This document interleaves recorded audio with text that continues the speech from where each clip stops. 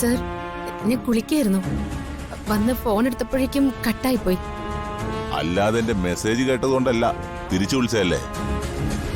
Sir, അത് ശരിക്കും പിന്നെ ഇന്നലെ എന്റെ പിള്ളേരെല്ലാം കൂടി കുറച്ച് കുഴപ്പം പിടിച്ചൊരു കാര്യം ചെയ്തു.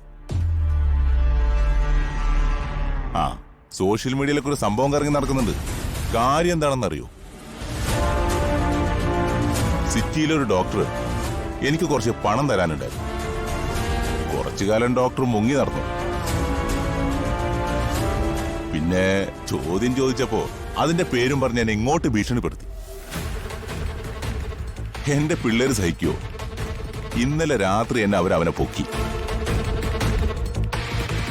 എന്നിട്ടെന്താ, ഒരു നഗരപ്രദക്ഷിണം ഇടിച്ച് ചതച്ച് ശരീരത്തിലുണ്ടായിരുന്ന തുണിയും പറിച്ചെടുത്ത് അവനെ സിറ്റിയിലെ നടുറോട്ടിൽ ഇറക്കിവിട്ടു.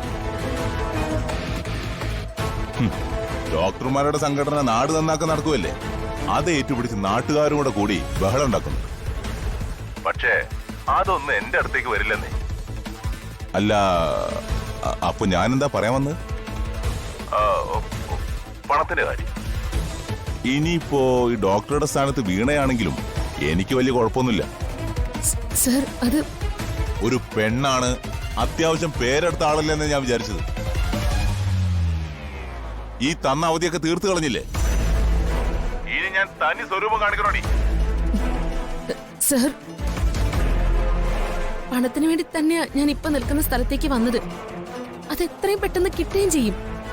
കിട്ടിയാൽ ഉടനെ ഞാൻ സാറിന്റെ അടുത്ത് വന്നോളാം. നിന്റെ വാക്ക് നീ പാലിക്ക, അല്ലെങ്കിലേ എന്റെ വാക്ക് ഞാൻ പാലിക്കേണ്ടി വരും. പൊക്കൂന്ന് പറഞ്ഞ പൊക്കും. ഈ ലോകത്ത് നീ എവിടെ പോയി ഒളിച്ചാലും പൊക്കും. ഇനി എന്റെ ഫോൺ വരുമ്പോ എടുക്കാതിരിക്കാൻ നോക്കണ്ട. ഒരു മെസ്സേജ് അയക്കാനുള്ള ഗ്യാപ്പ് എനിക്ക് തന്നാ ഞാൻ നിന്റെ കൺമുമ്പിലുണ്ടാവും. ഓക്കെ?